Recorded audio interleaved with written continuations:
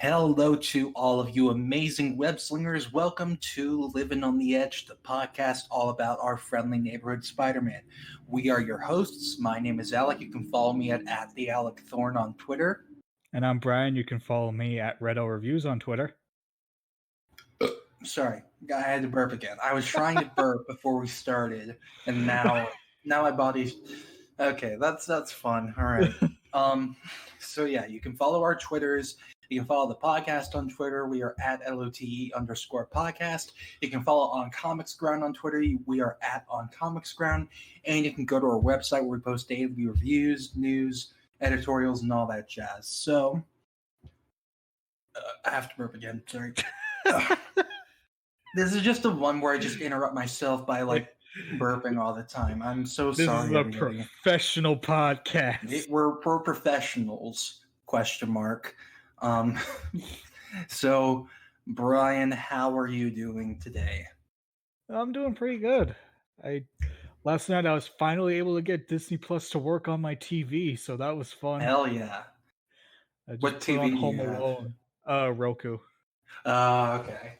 Yeah, I have a Fire TV, and they struck a deal with Amazon to put that on days before it launched. So I'm very thankful for that.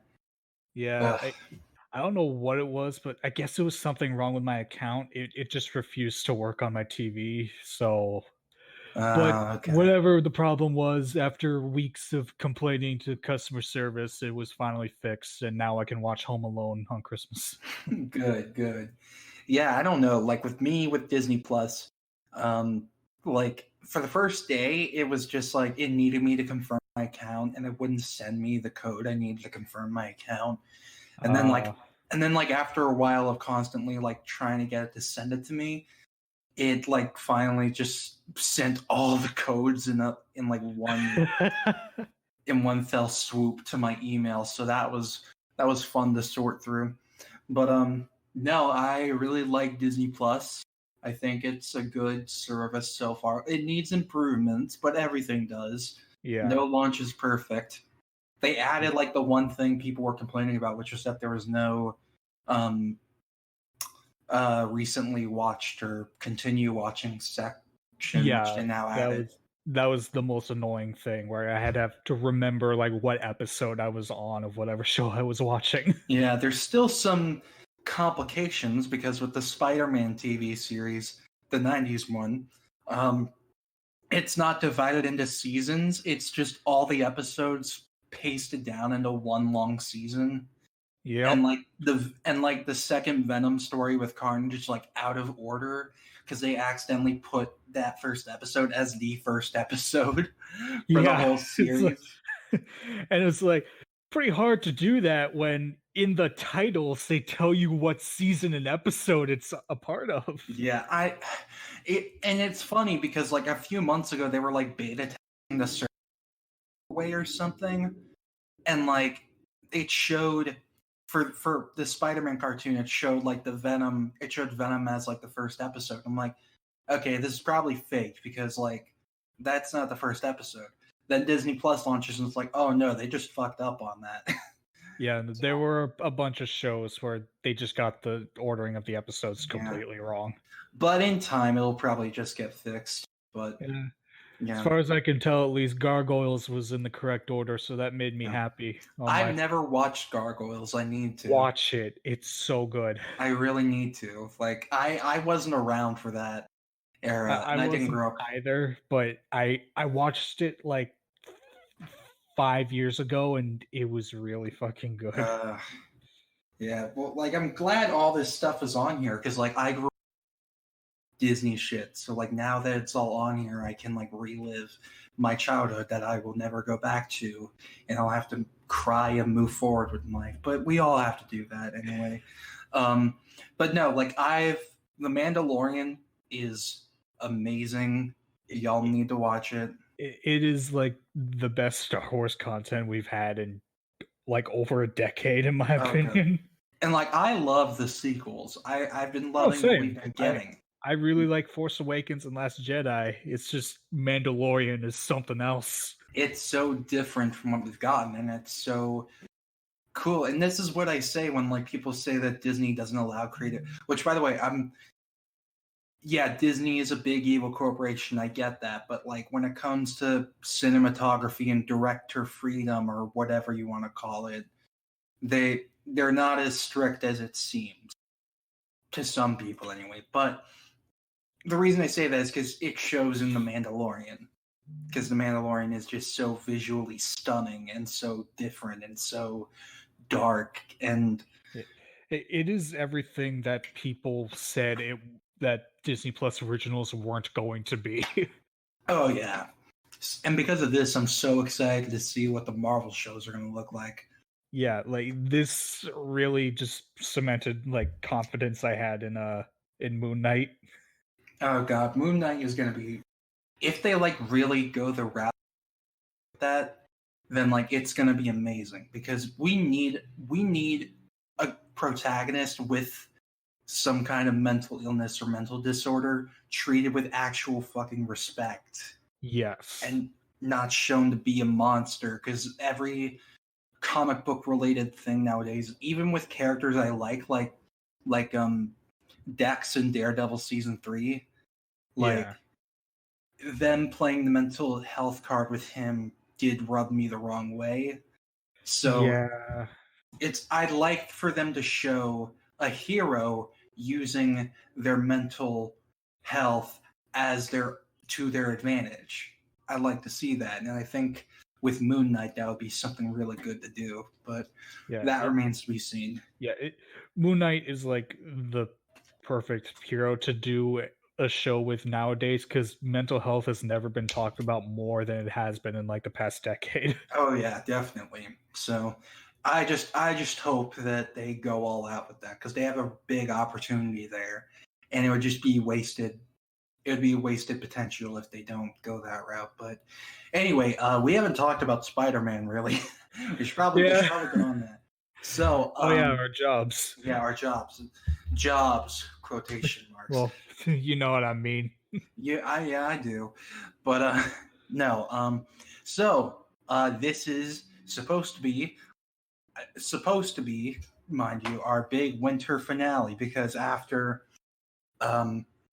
because on the 16th of December of 2019, we are taking a break. On Comics Ground, I mean, is taking a break to celebrate the holidays so we can be with our families and not have to stress over everything. I'm joking in that department, by the way. But so, again, sorry.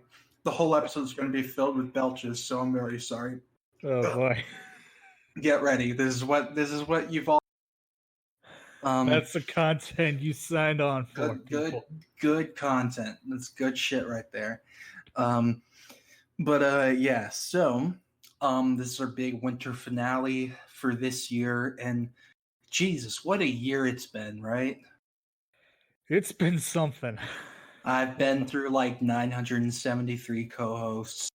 I have we started off a bit rocky. Kind of started finding our stride when we were doing the reviews of the movies, and I think now we've gotten to a very good place, and that we can get better. Like we can keep getting better because honestly, the sky is the limit. I don't think there's ever a point where you can just be like, okay, I'm good at everything. Don't need to try to improve more. This is fine.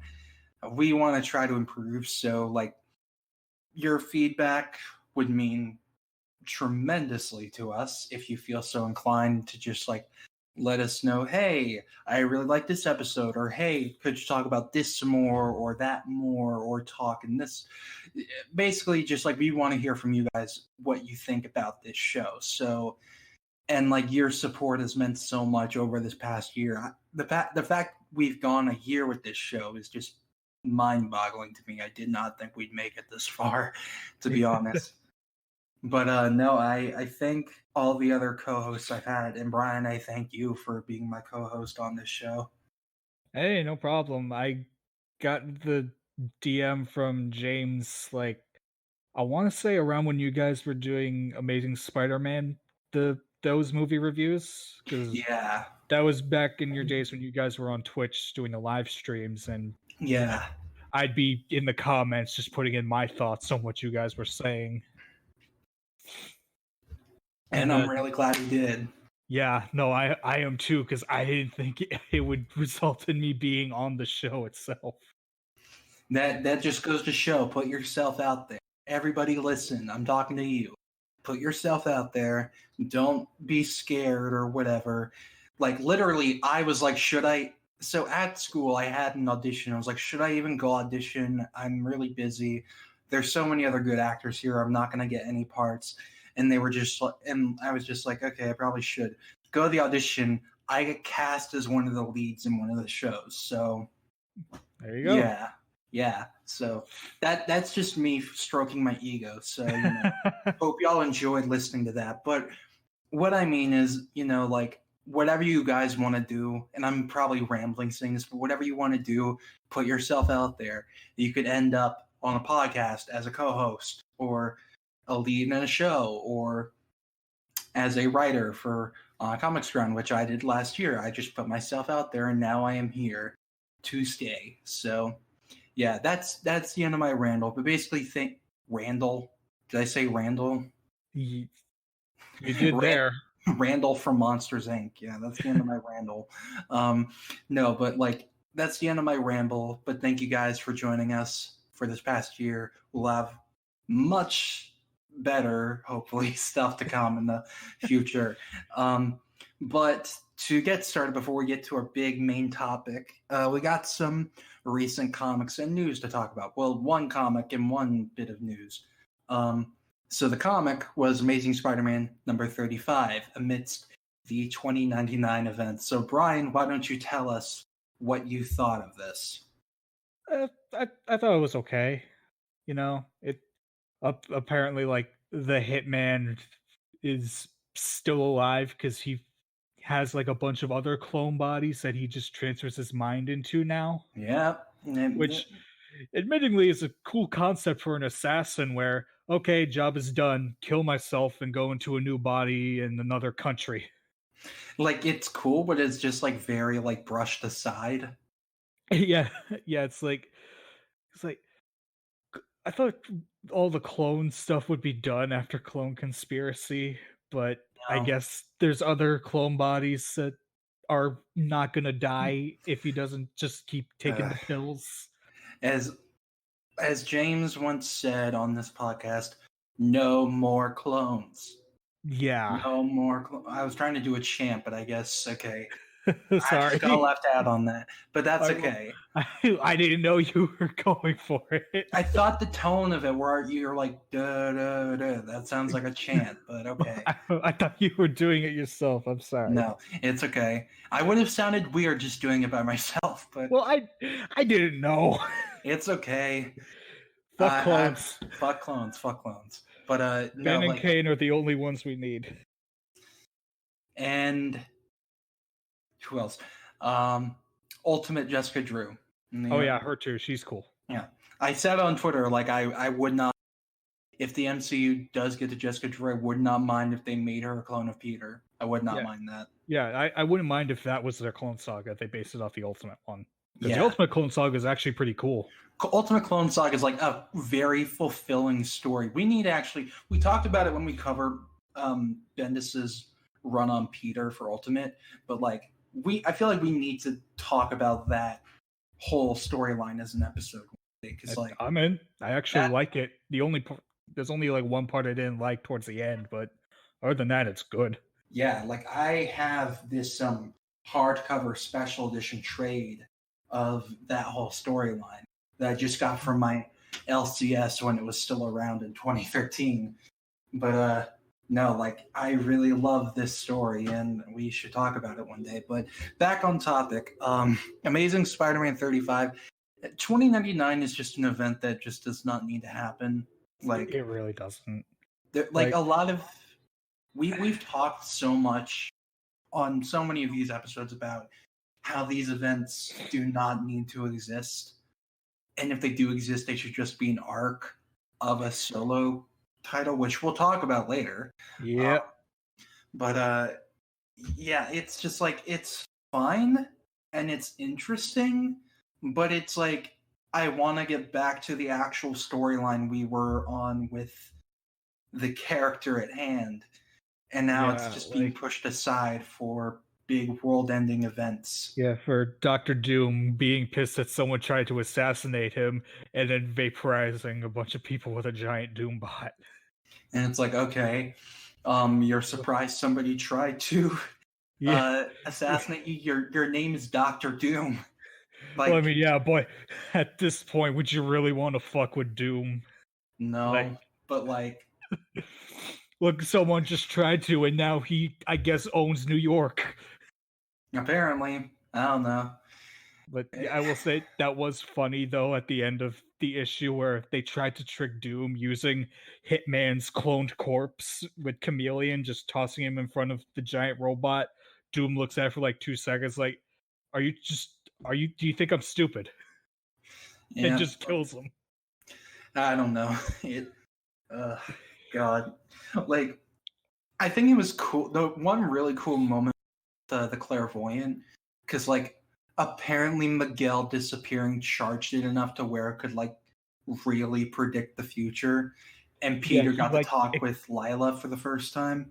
Yeah, he exploded in like time energy or whatever in the previous issue. Yeah, that was weird, and I don't get how time travel works, so I'm not going to question it. Yeah, I don't know I really do not know what this whole event is or where it's going. I really don't know. Yeah, I don't. All I know is Doom is involved in trying to stop it. Yeah, so I don't know. It's kind of like, I don't know. I don't know what it's like. It's just Marvel's like, we need one more event to ring out the year because we need to sell more books. We haven't used Miguel in a while. Let's use him and make a whole event about 2099. And it's like, I'm okay with bringing back the 2099 line because I thought at least conceptually it was pretty cool, and at least from some of the ones I've read about, the current lineup so far is doing pretty well. Yeah, like I haven't had time to read the other issues involved in this event, but like I have heard pretty good things, but this just feels like something that's very unnecessary and just kind of like, I don't know. It probably would have been better had they saved it for next year. Probably, but I don't know. I just want to get to Peter and Kindred facing off, which apparently they will soon, because for one of the solicits for like January or February says that Kindred does something that puts like everybody Peter knows in danger. So it's looking like they're gonna face off soon. My prediction is that they're saving it for issue number 50. Probably. It makes the most sense to me, at least, but at the very least, they're definitely saving the reveal of who Kindred is for that issue, I imagine. Probably. It's gonna be Gwen Stacy. We're gonna go on a podcast and we're gonna say we called it. Yeah. James was the first one to call it, then me, then Brian, or both of us. I don't know. All of us. Yeah. We're like, we called it. Man, we're gonna seem like such idiots when that issue comes out and it turns out it's Harry Osborn. If it's Harry, I will literally stop reading. I will literally throw into the fire. I will stop reading. I will take back every good thing I have said about Nick Spencer. I am sick of Harry being evil. I am sick of it. Yeah. It feels like ever since they turned him evil, Marvel has no idea what to do with him after that. He's literally not evil anymore. He's just chilling with Liz Allen at Alchemax. That's all he's doing. Yeah, which is fine. Like, I would have preferred if he stayed dead, but if you're going to have him around, you don't have him be an evil asshole anymore. Yeah, and like, I still feel like the way Norman talks in like during the absolute Carnage times, which we will talk about more later. Yep. I still think it's a red herring because people will think, oh, he's talking to Harry, but like the way Kindred talks to Norman, it's like it sounds so much like what Gwen Stacy thinks of Norman. Yeah. So, or at the very least, I don't really see Harry saying most of the things that Kindred says to him. Yeah. And like, the fact that Norman outright says, "I am so proud of you," like that's clearly meant to make you think it's Harry, but I don't. I think it has to be Gwen. Because like Harry was alive after one more day. So and he is still alive to this day. Yes, so it wouldn't make sense that he's dead because Kindred is a literal demon. Yeah, unless it's somehow like pre One More Day Harry demon, like from an altered timeline or whatever the fuck. It would be so simple and so effective if it was Gwen Stacy. It would be much more effective if it's Gwen Stacy. But yeah, so again, 2099, the event, this issue, it's fine, but it's just like, I'm just so exhausted. I am so tired. I'm so tired. Like, I want to get back to Peter having his own adventures. But, okay, another silver lining, Teresa Parker. Again. Yeah. Teresa Parker. Cool. Teresa remains, like, one of the best new additions to Peter, to, like, Spider-Man lore in the 2010s. And when I first heard about her, I just rolled my eyes that like they're doing the Peter's parents thing again, but no, she's actually really cool. Yeah, and I remember like when there was an article posted saying like Teresa Parker show up in the MCU, and some people were like, "What the fuck? What is this?" Like Peter doesn't have a sister, and it's like, I mean, I'm not trying to sound like I'm an elitist. I'm not. I'm not. I'm kidding. You don't have to read them. You don't have to read them, but it's like, oh, sorry, there's crime. Hold on. Yeah, go fix it, please. Okay. Okay, I'm back. Right. So like that, seeing them just like, man, now I know how everybody felt towards me for so many years when I wouldn't read comics. Oh well. But yeah, like I'm just, all in all, it's fine, but I'm just tired. So moving on from that, we got some actual bit of news. It's more or less rumors. It's not, again, sorry. Nothing's been confirmed. Yeah, nothing's been confirmed. But many sources have shared this, and it's looking like it's going to be true. The rumor is that the sequel to Spider-Man PS4 or Spider-Man PS5, whatever you want to call it, the title for the game should be Spider-Men. We all know that's how it should be because probably what else is it going to be? Apparently, it's going to release on the PS5 on holiday 2021, which is only like 2 years away from now. Yeah. So, what do you think of this, Brian? Because I got some thoughts, but I want to know what you think. I think it's definitely plausible because I imagine they're going to reuse a bunch of assets from the first game since if it ain't broke, don't fix it. Yeah, like much like with Resident Evil 3, that remake is coming next year? Oh yeah, like it's probably going to get revealed at like State of Play on Tuesday. Well, this will drop on Wednesday, but we're recording on Sunday, so we're talking about December 10th, Tuesday. Yeah. It'll either show up there or at the Game Awards. But they're using a lot of... Yeah, Resident Evil 2 remake came out earlier this year, and 3, the original Resident Evil 3 reused a bunch of assets from 2 to come out only like a year or two after that. Yeah. So the remake is likely going to do the same thing since there's really nothing to fix. It's already good. Yeah. Like with this, the only thing I think that would make production or development, whatever you want to call it, difficult is the new hardware, the new software for the new hardware and software for the PS5, and probably upping the engine for I don't know. I'm not a technical wizard expert, so anybody please fill me in. But I Yeah, feel like they're gonna have to finagle a bit to they're get it definitely gonna to. have to make adjustments to accommodate for the new system, but Yeah, because I it's not feel like it's releasing. It's not like the Uncharted games where they could easily release them after 2 years from the yeah, last one. yeah, it's not 100% a copy paste, but it's like a copy paste, change a couple words here and there.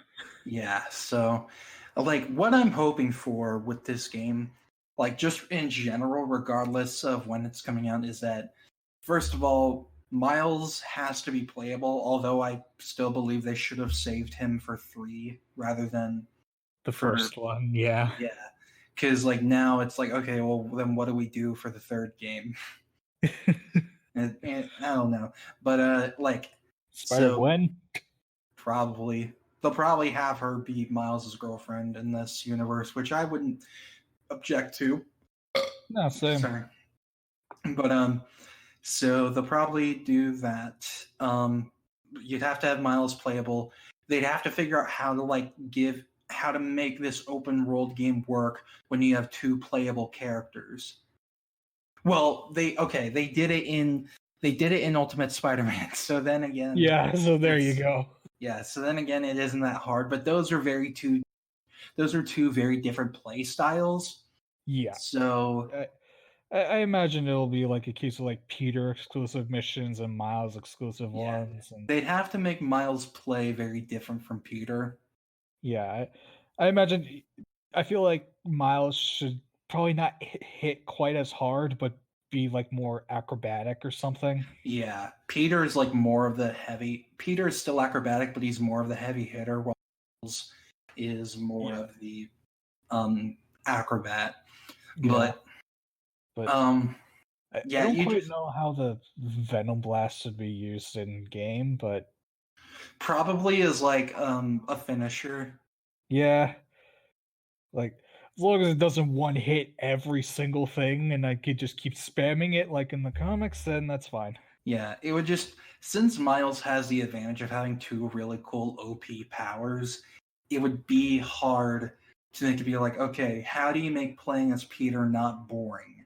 Yeah, So that's the whole thing they'd have to figure out. So you'd have to have the 2 of them playable because there's no way you can't have Miles playable after the end of Silver Lining. yeah, no, you have to bring Miles in as a Yeah. playable character. Okay, they have to expand the open world. They have to expand it to the boroughs. That because if it's just going to be a copy and paste of Manhattan again, like what else is Yeah, there to do? yeah, like I want to go to Brooklyn or Queens or something. Yeah, so that and like Brooklyn could be like Miles's turf, and Queens could be like Peter's turf, Yeah, and like then the 2 of them meet up in Manhattan to take care of business. So you could have that. I hope that they have a Christmas setting because I want a Spider-Man game that takes place during the winter. yeah, that'd be cool. Yeah, because I mean, if it's releasing holiday 2021, it's opportune to like have a winter setting, but Yeah, like this one took place like around Halloween, so yeah, I want the next one to yeah, take place around Christmas. That'd be yeah. cool. But so that and like a day and night cycle, I think would be really cool because they didn't have that for the last game. You could literally change the time of day after you beat the game and beat all the research stations, I think, or something like that. I don't know. I don't remember how you got that, but Get the what? I zoned out for a second. oh, sorry, no, like the day and night cycle. Oh yeah, Yeah, yeah. like I don't I remember think how. I think you didn't get that till after you beat the game. Yeah, yeah, that makes sense. But I think a day and night cycle, like a more natural one, would work better to make it feel like really cool. Yeah, But like for the first game, I was cool with what they did, where like as you progress further in the story, time moved on. yeah, but yeah, but yeah, I don't know. I feel like adding that would. It depends on what on how the story is going to be, but we'll have to wait and see. Venom is probably going to be the main antagonist. Save Green Goblin for the third game. Yeah, I imagine. Unless they save Superior Spider-Man for the third one. If they do, I'm going to pull my hair out because I am sick of Superior Spider-Man. Well, he's gone now until Marvel decides to bring him back again. We got to talk about that at some point. We haven't really kept up with that one. Apparently the new or his latest solo was actually really good until the ending where he turned back into Doc Ock for no reason. Because apparently he couldn't beat Norman as sympathetic Superior Spider-Man. He had to be Ruthless Otto again, and it's like, that's stupid. Yeah, that's stupid storytelling. Like, you have Spider-Man's powers. You should be able to win. Otto Octavius by himself with his arms has no power except for the arms, and then somehow with his arms he's able to like brutally cripple Spider-Norman and send him back to his dimension. Yeah, I don't get that. No, that's not. Just honestly, I wish they kept him as the Superior Octopus after Clone Conspiracy. Yeah, because that was a cool suit. That was a cool That was an awesome design and like a perfect middle ground between Superior Spider-Man and Doc Ock. He has Spider-Man's powers, but he's also got the Doc Ock tentacles and everything. And then they just were like, nope, Spider get him. We gotta. Yeah, no, he's got to be a Spider again. I feel like we went on this tangent last episode. I can't remember. We definitely mentioned it in the previous one. I do know that. Yeah, but back to Spider-Man PS5. Like, Venom as the main villain, I still like am iffy on it being Harry, because when Harry's Venom, all I can think of is the Ultimate cartoon. Yeah. I think if done right, it could be really good, because the main problem with Harry Venom in the Ultimate cartoon is Venom had no personality at all. Yeah. He was just a monster. So, like, they could do it differently with this one here. I don't know if it's like Oscorp got a hold of this alien thing and attached it to Harry, or if it's going to be the Ultimate Spider-Man thing of, we created this suit, quote unquote. Yeah, we created this living goo. Yeah, like, which we're also going to talk about later. But yeah, so I don't know what the story is going to be. It has to revolve around the Osborns somehow. Yeah, it's definitely going to be tying up the loose end of Harry and Norman at the end of the first game. Yeah, but we'll have to see where it goes. And it's got a lot it's got to do, because like the first game set up a lot of stuff. Yeah, not only that, but the comics have as well. Like, they showed Quentin Beck, even though Mysterio already exists in this universe. Yeah, I imagine. I feel like that comic is going to be non-canon. Yeah, there's just a lot. To be. Yeah, there's just a lot, unless they somehow don't know who Mysterio is in this universe yet. But yeah, which doesn't really make much sense, because one of the collectibles in the first game is a piece of his helmet. So yeah, I don't know. I'll pay Marvel $500 to leave the game alone. I'll pay them. They're making another comic. I think. Are you fucking serious? I saw something about it. I don't know what it's called, but like, they're making another comic, and I'm just like, Jesus. I am looking this up now because my eye literally twitched. That's how fed up I am with this. Okay.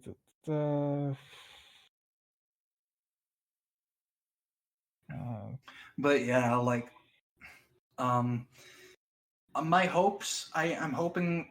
I have faith in Insomniac, but like, it's mostly what Marvel has piled on top of them that they have to work with that worries me.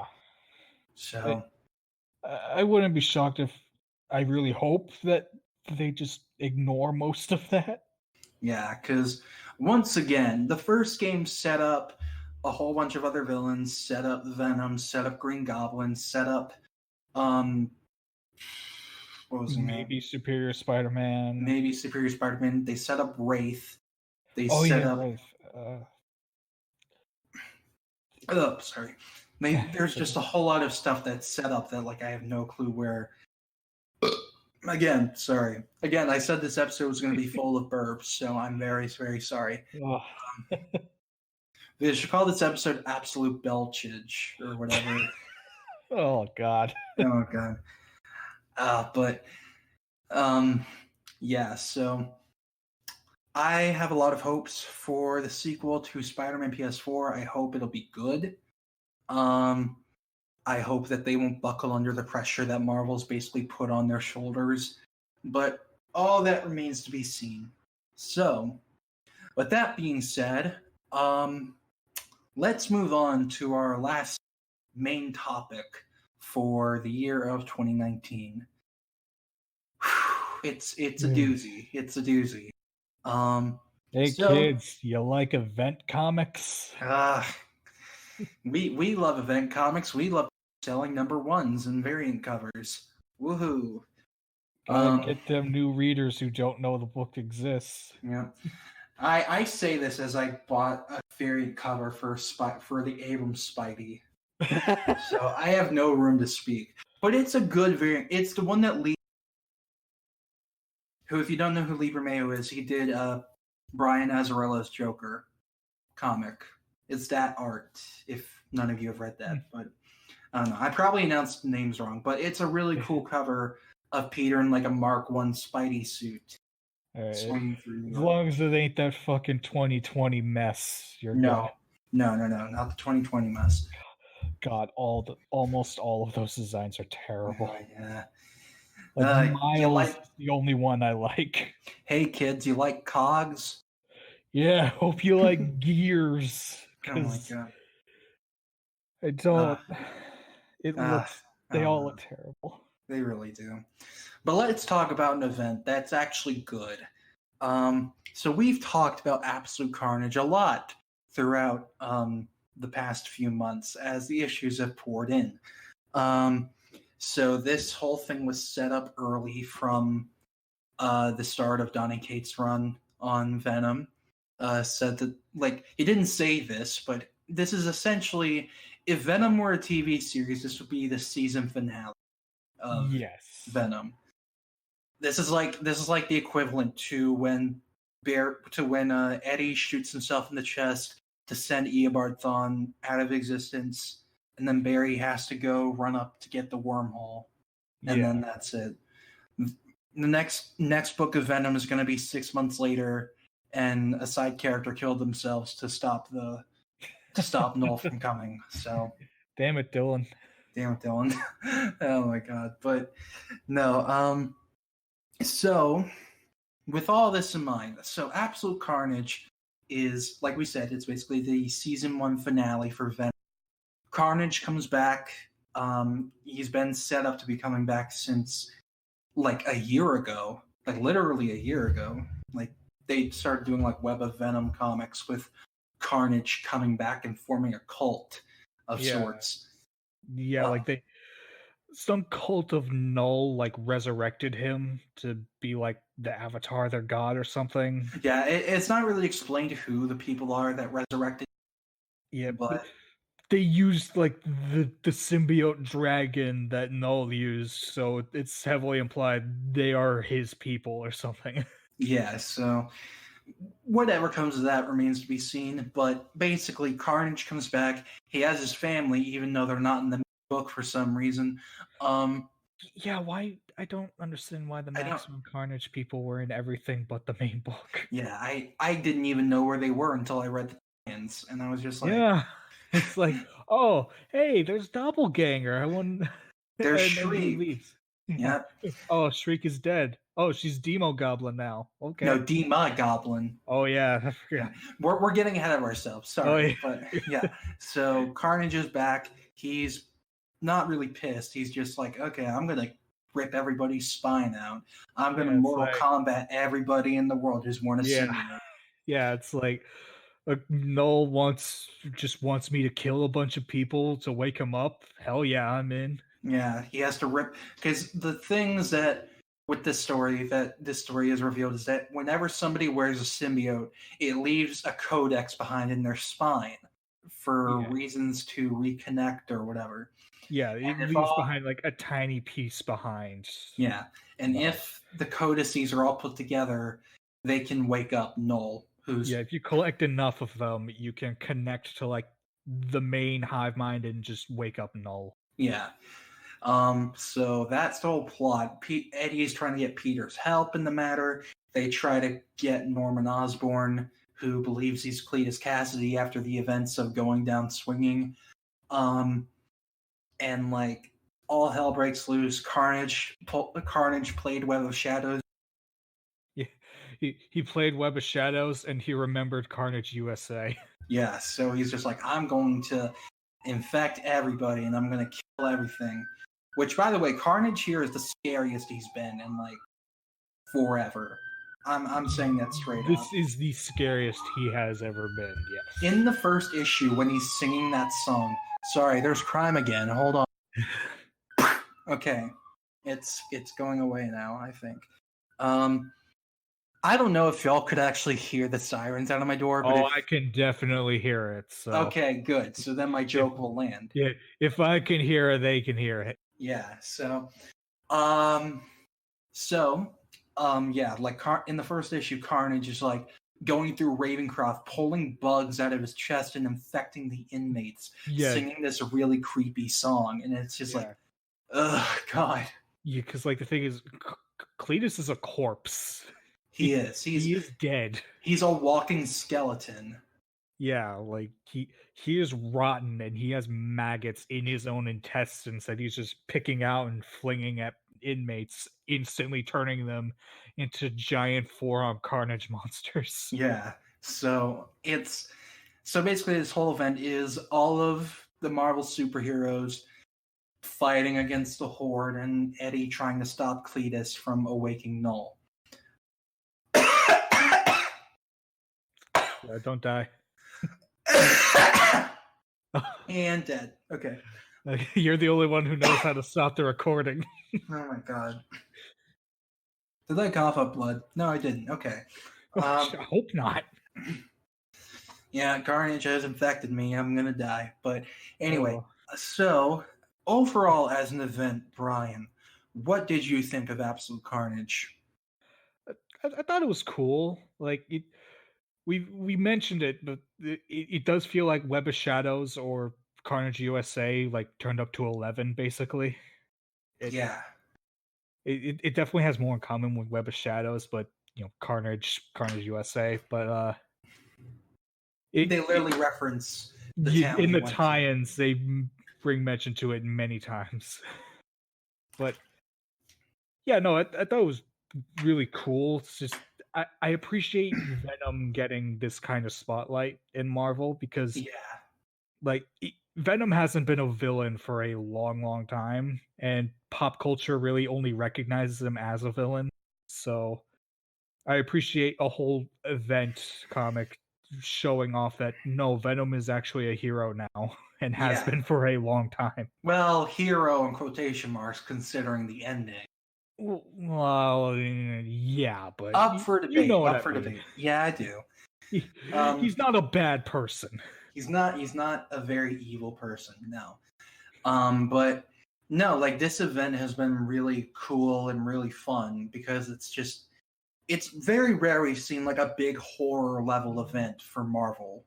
We haven't really gotten that. Have we ever? I don't think we. I mean, Carnage USA probably, but like. Yeah, I think that might be the closest one we've had. Probably, yeah. I mean, Carnage is essentially Marvel's Joker, like straight up. Very much, yeah. In a Batman Spider-Man crossover comic, he revered Joker as like a god, and Joker just told Carnage he was a loser because he doesn't have any imagination. Yeah, so like. We got to talk about that comic at some point. But I'm just thinking of, now that I brought up crossovers with Marvel and DC, I'm just thinking of that time Joker went to go beat up Red Skull because he's a Nazi. Yeah, he's like, I'm a lunatic, but at least I'm an American lunatic.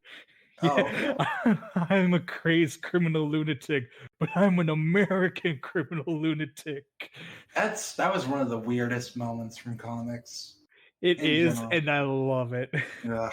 Like, Red Skull is such a fucking evil Nazi dickhead. Even other supervillains hate him.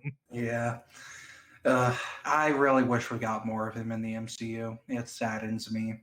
Yeah, But it's weird. I guess Hugo Weaving just didn't want to do it anymore. apparently he hated being in the makeup. I don't blame him for that because latex is the most annoying thing ever. Yeah. You dressed up as like Two-Face for Halloween, right? Yeah, so like half my face was covered in like latex and paper towels and other face paint and shit, and it was really uncomfortable. Oh god. I remember when I was a kid I wanted to Two-Face and I was looking up YouTube tutorial videos to do it, and I was just like, God, I imagine if I could do this, I bet it's gonna feel and look really cool. And then I hear from you and I'm like, oh, probably shouldn't do that. Yeah, it wasn't the worst thing in the world. It's just by like the fourth hour, I'm like, okay, I need to get this off now. Yeah. But back on topic. No, like this event has been really cool. It was really like fun. Well, I don't know if fun's the right word, but very exhilarating. What they did, Carnage was literally one step ahead all the time, and like anything they did, he just would stomp on it. Yeah, like anytime they came up with a plan that maybe could have stuck Carnage, Carnage's like, yeah, I knew you guys would do that, which is why I did this. Yeah. And then it wasn't like an out of nowhere thing. It all felt like actual logical things Carnage would do. Yeah, and it was very tension filled. And I think that was like the best thing about it. It's like I hated waiting like each month for the next issue because like I want to see what happens next. Yeah. But yeah, so like what did we think were the best moments and the worst moments? All right. Best I'd say like excuse me, I'd say like most of the first issue was like perfect for me. Oh yeah, it was perfect. Like it was just that is how you start an event. Yeah.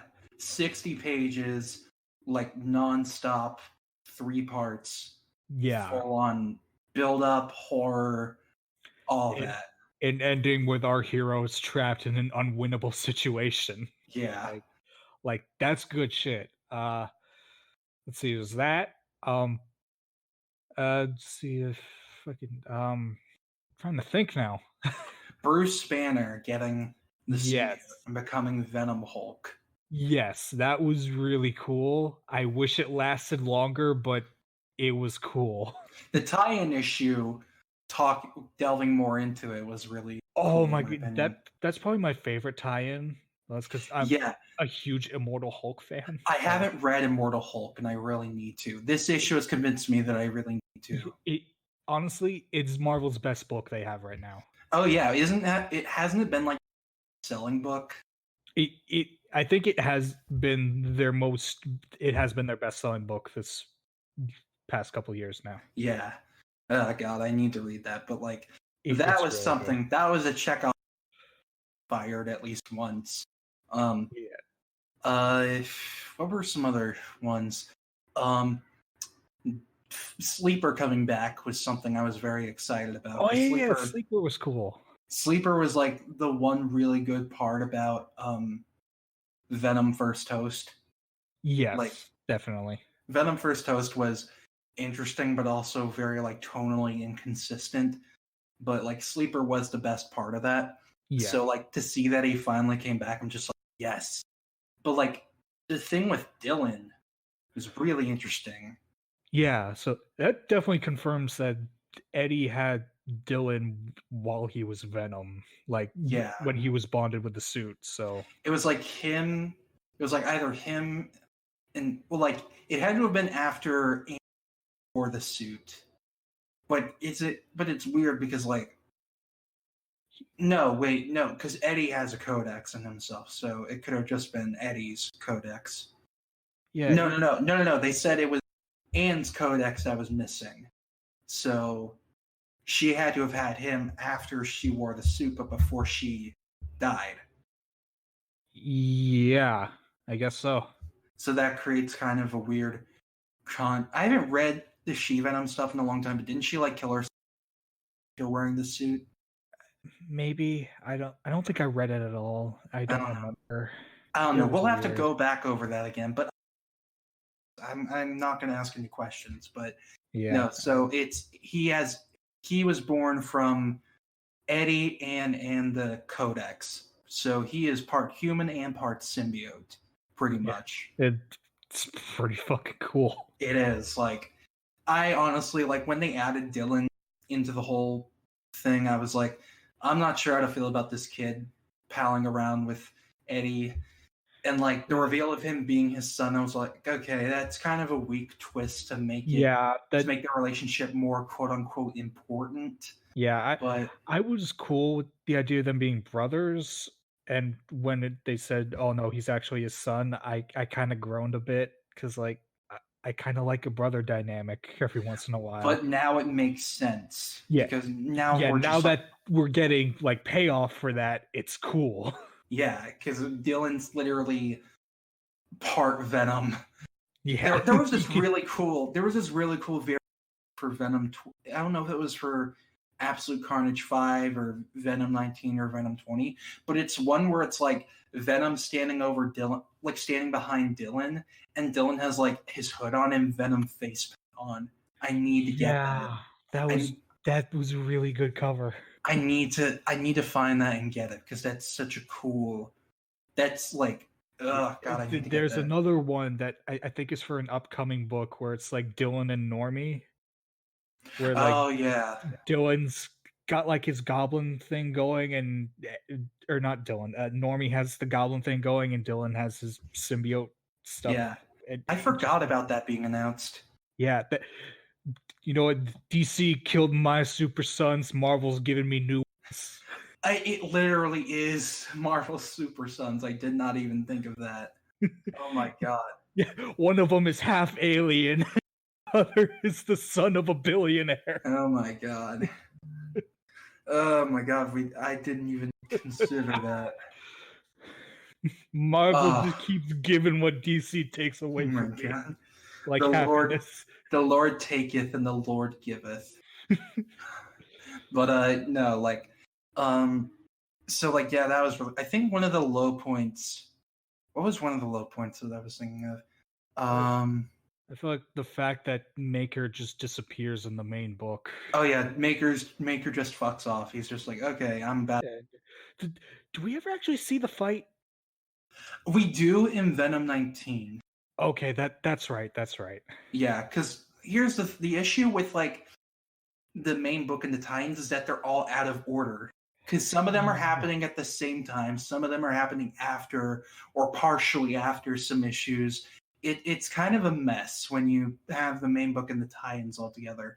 That's why with events I get so confused because there's so many tie-ins and they're not specifically in any time frame. Yeah. So also you got a lot of different writers like interpretations of what's actually happening in some cases. Yeah. Right.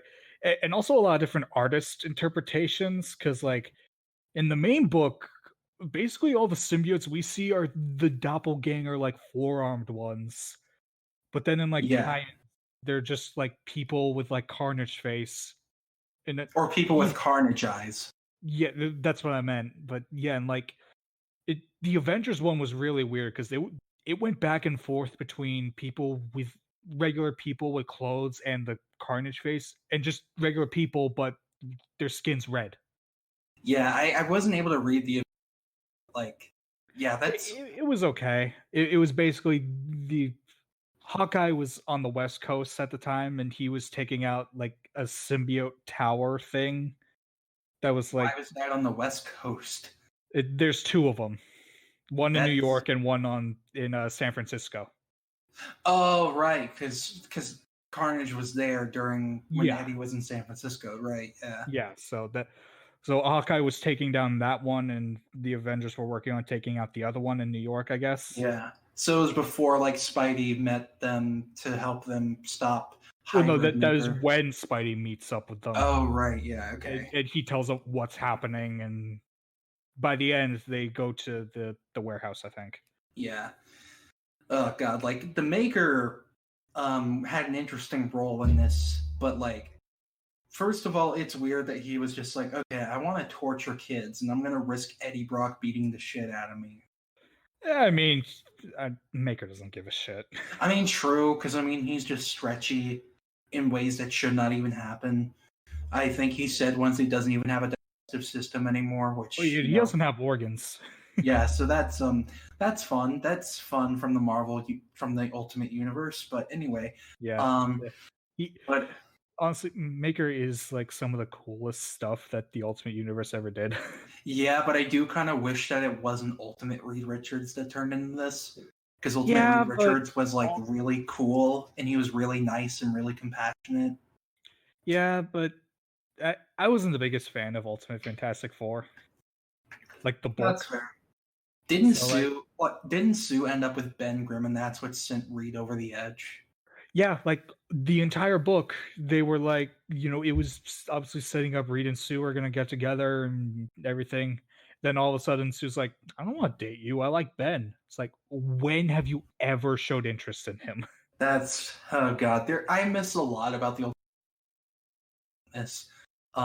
But hint, hint. We're gonna talk. Yeah, Well, we're we'll going get to to be that. getting into Ultimate Universe stuff in a... Yeah, but yeah. So Maker's whole subplot was interesting. Um, then he got merged with the hybrid symbiote, which is basically 4 of the 5 children of Yeah, Venom. it's all of them except Scream.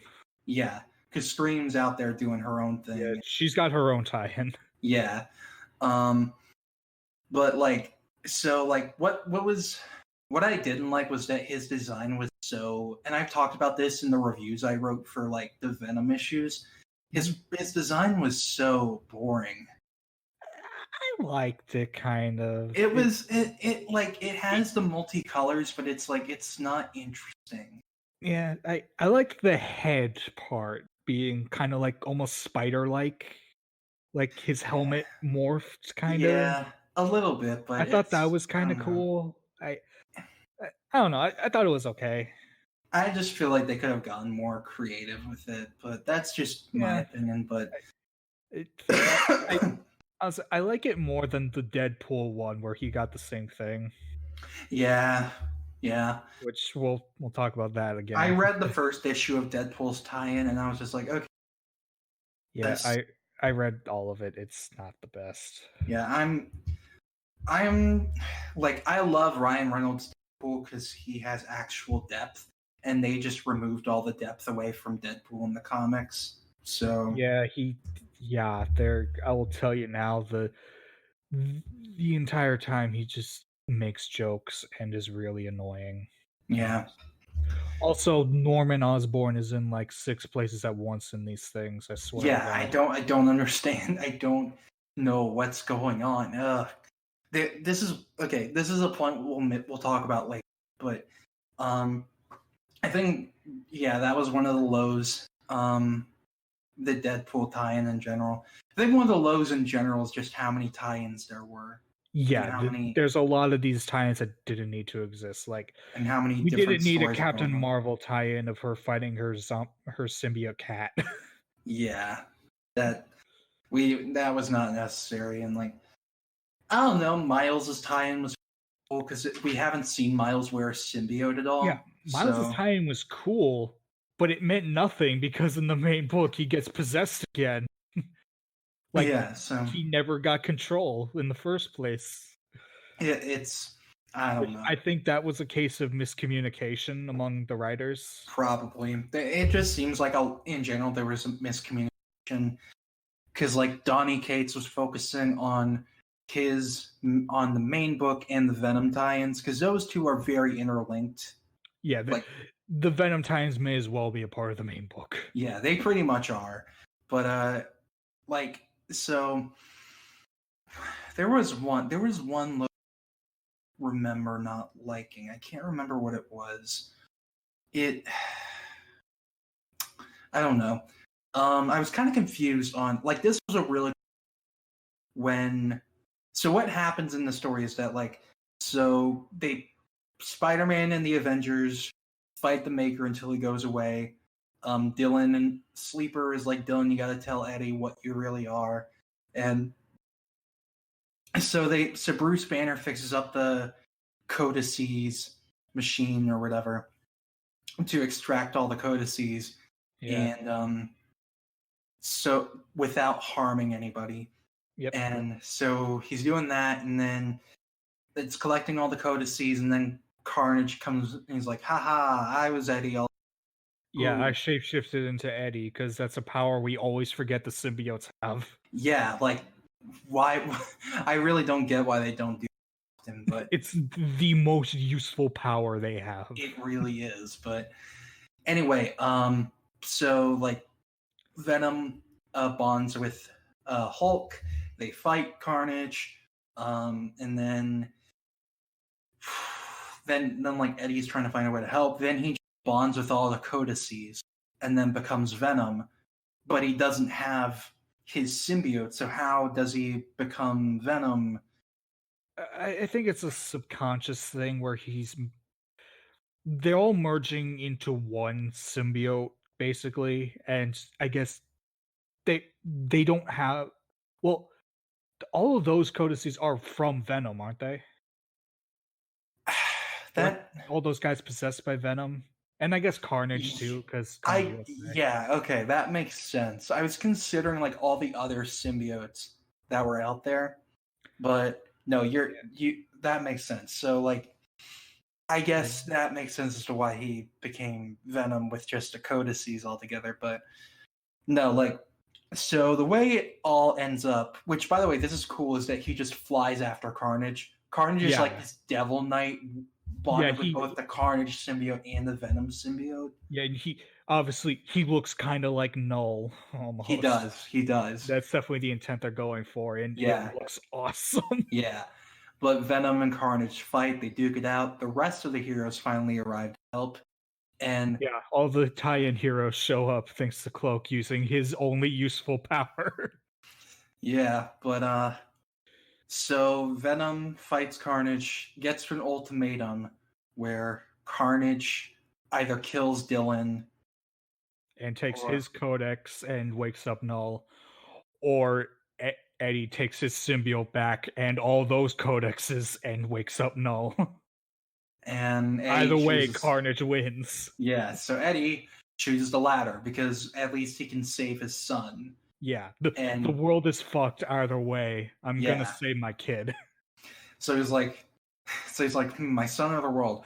Fuck it, get away from my son. Yeah, fuck the world, get away from my son. That was a great moment, and that was awesome. I don't remember what happens to Cletus after that. He just vanishes. He turns to bones. Okay, that makes sense. Dead. He's gonna come back one day. Everybody, 100%. He's gonna be back. The only person who stays dead is Uncle Ben. Yeah, that's the only person who stays dead, unless he's Kindred. Ooh. But yeah, so like that ended very abruptly because Eddie reveals that he's Dylan's father. So that's the end of the main book, and that's very abrupt. Oh yeah, it just ends with Eddie and Dylan sitting next to each other, and then a panel later, Dylan's like, "What? I'm your what now?" Yeah, and then it ends. And Venom number 20 is the real end to the whole event. But so Venom number 20 reveals the Maker going away to talk with his superiors about what he's learned. He failed at what he was trying to do. So first of all, Eddie and Dylan patch things up, and then they're like, we're going to go out, and Dylan's like, can we talk about my mom? And Eddie's like, absolutely. The stuff between them was great, by the way. That was great writing. Yeah, no, I love their dynamic now that Dylan knows that Eddie's his dad. But Eddie doesn't know that Dylan is part symbiote. So yeah, he doesn't know that he can like control symbiotes and make them explode, I guess. Yeah, but here's the question. Are there other kids like Dylan out there? There have to be. I wouldn't be shocked if there were. There have to be, because there are so many people who had codex, who had codices, who probably had kids. So it's like, who knows? I don't know. We'll see. Well, there'll probably be a plot point they'll get to later. But Yeah, so I that imagine. yeah, so that whole thing with Eddie and Dylan is resolved. The Maker is talking to his superiors, and we find out that his whole thing was that he was trying to return to and restore his old universe, that meaning the Ultimate Universe. Yeah. And he also reveals that the Venom symbiote, the Venom suit from the Ultimate Universe, is still intact, and he has it in that classic 2000. Yeah, he's got it in the old test tube jar container from the comic. And like seeing that just like sent so many memories back into my head. I'm just like, oh my god! I see that purple goop in that old jar, and I just had a smile on my face. Now, I'm so interested now because, okay, also it's revealed that Maker has been working for a Council of Reeds. Yeah, the Council of Reeds. Yeah. You ever see Rick and Morty? It's that. Or Harrison Wells. But that was probably, if you ever watch Flash, yeah. That's probably stolen from Rick and Morty, probably. I don't know. I don't watch Rick and Morty, so. Okay, well, in Rick and Morty, there's a Council of Ricks. Yeah. So. Okay, yeah, that makes sense. Yeah, it is a bunch of Reeds from all across the multiverse working together. Was 616 Reed there too? He's not a part of the council, but he knows of them. Yeah, that's so weird because it's like, okay, Maker's not really, but he's still like, oh yeah, I'm gonna get bloody to try to bring back the Ultimate Universe. Yeah, I don't think he's necessarily trying to bring it back. He's just trying to save it, make it better. Yeah. Because obviously the universe is back, so. Yeah. Who am I kidding? That's going to be an event next year. That's going to be 100%. There's going to be an event soon between both this and Miles's book of something from the Ultimate Universe. It's going to be called Ultimatum. It's going to be called Ultimatum. Ultimatum 2. Electric Boogaloo. Oh my god. This time it's an earthquake and not a tidal wave. Oh man. Oh my god. But no, I'm actually excited from this because this brings possibilities that I really want to see. I want to see a lot of the characters we love from 616 meeting their Ultimate Universe counterparts. Same. Because we did not get that really in Secret Wars. We only got that with the two Reeds. Yeah, and that was awesome. And I want to see 616 Peter and Ultimate Peter just talking. Because we got that in Shattered Dimensions, and we haven't gotten that in the comics. Yeah. And I'm so mad. And I am at, because the thing I'm wondering is this Venom symbiote the one that the Beetle got by just sucking up Eddie into his arm tube thing? Or is it... There's two real possibilities. It's either the one Beetle got that took to, I guess, Dr. Doom, because he said he was going to Latveria. Or is it the one that they took off of Peter? Yeah.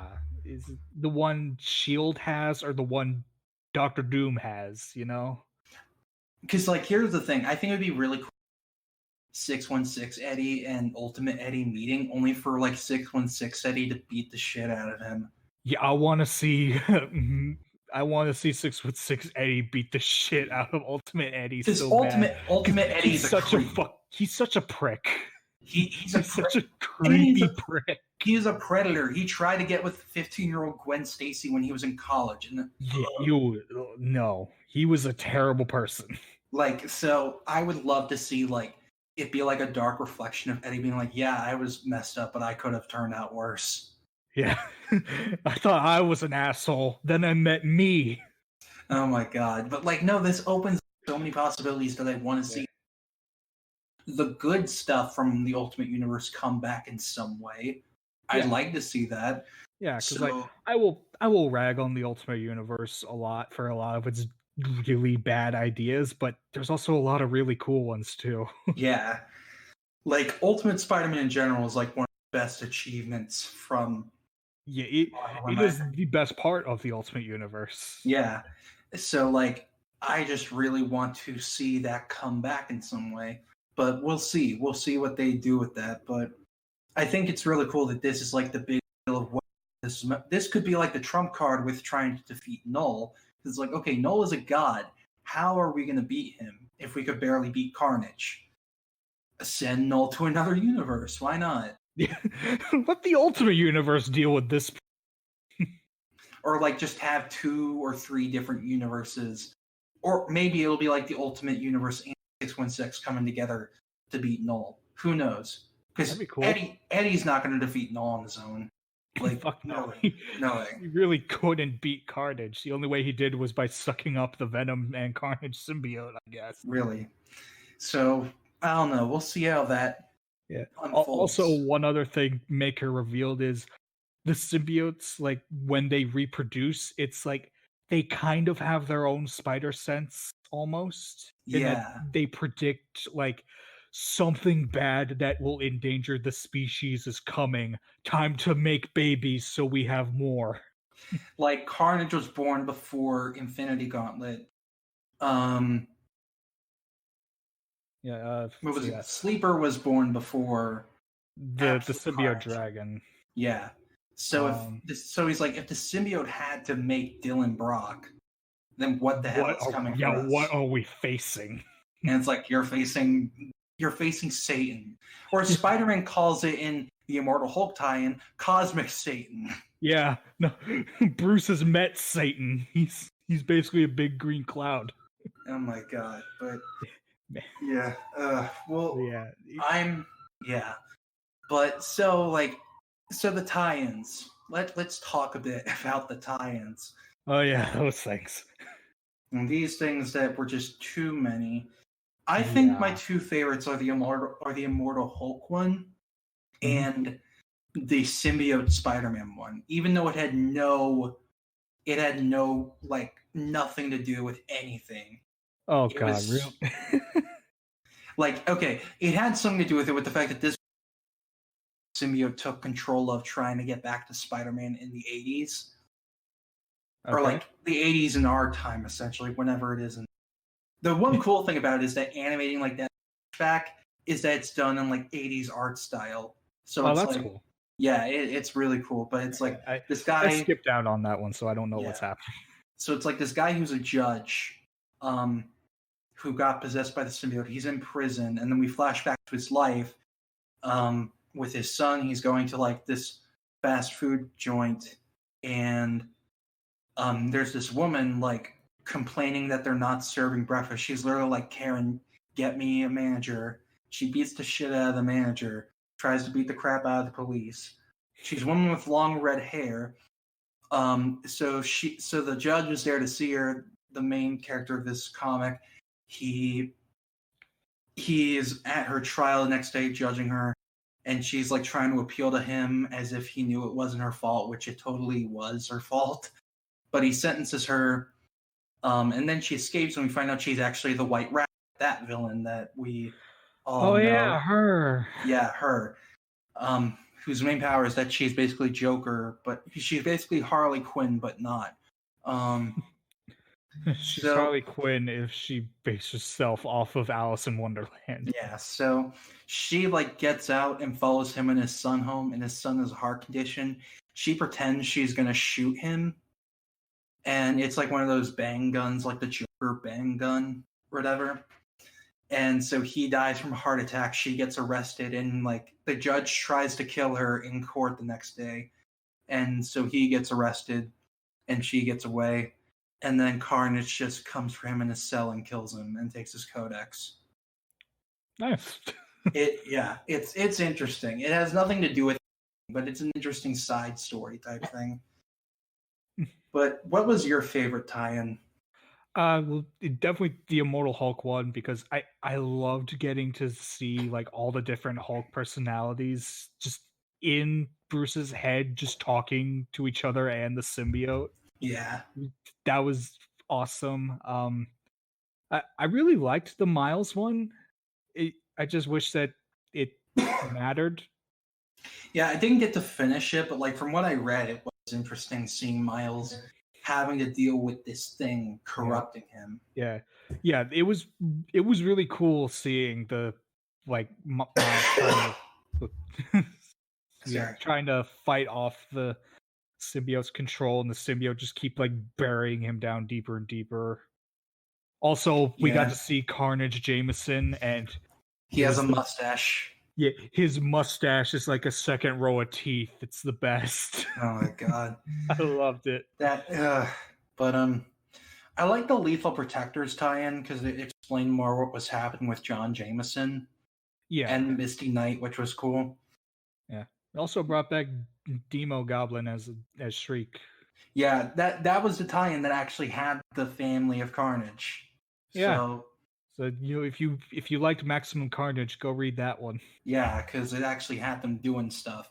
Yeah. But I'm honestly shocked that Carnage bothered to bring him back, because in Maximum Carnage he hated him because he kept trying to say, "What's the plan?"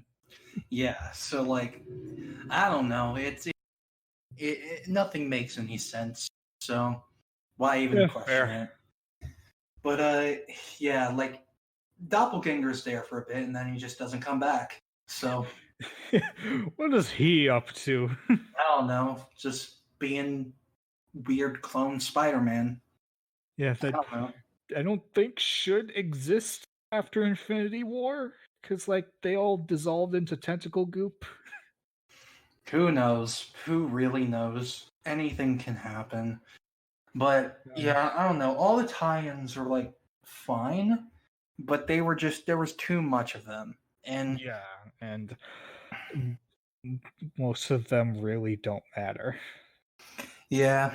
But the two ones that were really good were the ones from the Venom title and the ones from Amazing Spider-Man. Yeah, those ones are great. Yeah. Because the ones with Spider-Man were having him just fighting Norman while Kindred was talking to Norman in flashback. Yeah. So it was able to develop the main story while being a tie-in still. And Venom's was just Marvel Super Sons, so that was the Amazing Spider-Man one I loved mainly because it ended with the kind of the classic Venom cover with Peter's bloody broken standing over Carnage. Oh yeah, that was a really good homage. Yeah, I didn't realize that right now when you said it.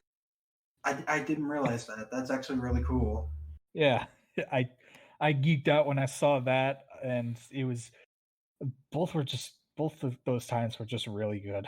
Yeah, they were the ones that actually needed to exist. Yeah, they're the ones that get acknowledged in the main book. Yeah, but honestly, with all this in mind, should this have just been an arc of Venom, a long arc, a 12-issue arc, a year-long arc of Venom or something? It probably. Yeah, because it's just, I don't know. I didn't hate what we got. What we got was cool. It's just it was need to be an event. It didn't, because the way it pertains to other heroes is just through tie-ins and through them coming in, and that's it. But what do I know? I'm not a writer. I'm not a comics writer, so I don't know anything. But yeah, I don't know what goes on behind closed doors. All I know is that this is definitely going to be the title for Venom 2. Oh, that's another bit of news we forgot. Venom started filming. Well, no, we did talk about that, but no, we actually did talk about that. I don't know why I had to bring it up again. Yeah, just gotta remind you, go see Venom comes out. Go see Venom 2. If they bring Eminem back, I'm actually gonna lose my shit. I'm gonna I want that to play during the final fight. Just Eddie hears this song and he's like, "Wow, this really speaks to me," and then he just puts it on and plays it during the finale, fighting Carnage. I know that this is gonna be the title of Venom. It's either gonna be Maximum Carnage or Absolute Carnage. No question. 100%. But we'll see. I feel like they're gonna tease Null somehow, because this is the new hot Venom thing. So they're okay. We gotta get in here. We gotta make this known. But who knows? We'll see. I'm tired. But Yeah, I just have no interest in that movie. yeah. As someone who didn't really dislike the first Venom movie, I have zero interest in the sequel. The only silver lining is that they're apparently considering it being rated R, which I'm like, Which good, do that. do that. Actually you literally cut down the first movie so it wouldn't be R rated.